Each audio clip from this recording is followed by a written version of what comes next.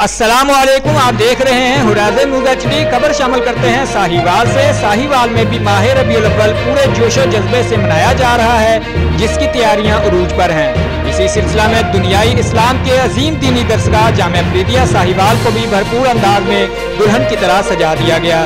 जामिया अफरीदिया को लाइटिंग कमकुमों से रोशन कर दिया गया और फूलों से खूब सजाया गया। माह रबीउल अव्वल के जुलूस के हवाले से भी भरपूर तैयारियां जारी हैं। इस सिलसिला में जामिया अफरीदिया में एक इजलास का इनेकाद किया गया, जिसमें डिवीजन भर के उलमा ने शिरकत की। इजलास की सदारत डॉक्टर मुफ्ती पीर मोहम्मद मजहर फरीद शाह ने फरमाई। इजलास में तमाम शुरका ने यकीन दहानी करवाई कि हम इस जुलूस को अमन के साथ पाया तकमील तक पहुँचाएंगे। इजलास के इख्तिताम पर डॉक्टर साहब ने मीडिया से गुफ्तगू करते हुए फरमाया, आप सल्लल्लाहु अलैहि वसल्लम कायनाती नबी हैं, यानी इस कायनात के जर्रे जर्रे के नबी हैं, इसलिए इस कायनात का जरा जरा आपकी आमद की खुशी मना रहा है। रिपोर्ट महबूब चौधरी, सरपरस्त आला, हुराज़न न्यूज़ HD।